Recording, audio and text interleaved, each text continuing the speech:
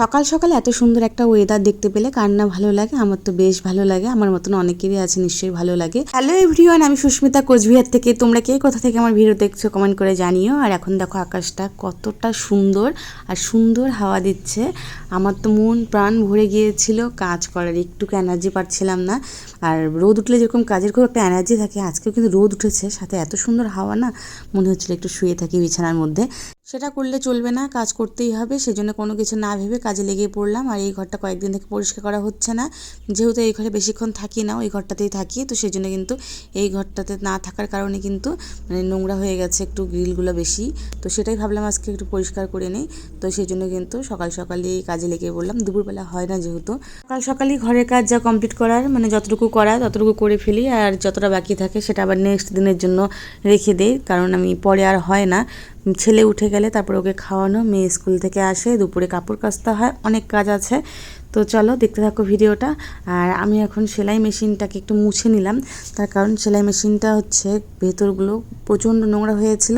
আর একটু তেলও দিয়ে দিয়েছি মেশিনটায়। সবসময় যেহেতু মেশিনে বসা হয় না আর তেল দেওয়ার কথা মনেও থাকে না, তো আজকে পরিষ্কার করে একদম তেল দিয়ে দিলাম। আর এখানে যে তোমরা যে দেখতে পেলে ফটো ফ্রেমগুলো, তো সেগুলো আমি কিন্তু ওয়ালে লাগানোর জন্য নিয়ে এসেছি, কিন্তু আমি ওই ওয়াল ফুটো করার মেশিনটা বাড়িতে নেই জন্যে কিন্তু আমার লাগানো হচ্ছে না।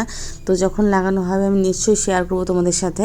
ঘরের কাজ তো সব কমপ্লিট হয়েই গেল মোটামুটি। আর এখন ঘরগুলো ভালো করে ঝাড় দিয়ে নিব, তার আগে আমি বিছানা চাদরটা চেঞ্জ করে নিলাম, কারণ ঘরের এত নোংরা পরিষ্কার করার পরে না সেই বিছানায় আর বসতে বা শুতে ইচ্ছা করে না। যদিও ওই বিছানা চাদরটা 2 দিন হয়েছে পেতেছিলাম, কিন্তু ওই যে নোংরাগুলো যে পরিষ্কার করলাম গ্রিলের, তো সেখান থেকে কিছু না কিছু ধুলা তো পড়েইছে না, তো মন শান্তি হবে না ওই বিছানায় বসতে বা শুতে। তো আর মনের শান্তি যেটা, সেটাই হচ্ছে সবথেকে বড় শান্তি। সেটা বলো ঘুম, খাওয়া, যাই বলো না কেন, মন থেকে যেটা আমরা চাবো যে সেটাই করি, তাহলে কিন্তু যে বড় একটা তৃপ্তি আসে মনে, তো সেটা কিন্তু অন্য কোথাও থেকে পাওয়া যায় না।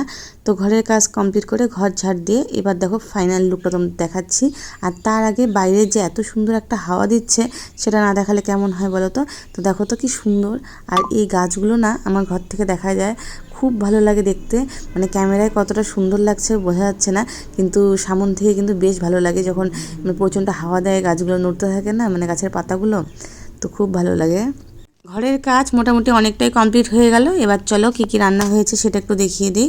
রান্না হয়েছে অনেক কিছুই, কিন্তু আমি কী খাবো তো সেটা দেখাচ্ছি।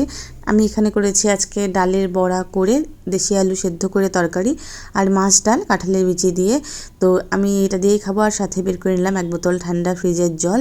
আর বেশি কিছু আমার লাগে না, 2-1টা ভালো সবজি হলেই কিন্তু আমার খাওয়া হয়ে যায়। তো আজকের তরকারিটা কিন্তু অসাধারণ হয়েছিল, আর সাথে ছিল আমার পছন্দের একটা ডাল। তো চলো আজ তবে আসি, দেখা হবে আবার একটা নতুন ভিডিওতে। তোমরা ভালো থেকো, সুস্থ থেকো, এভাবেই পাশে থেকো।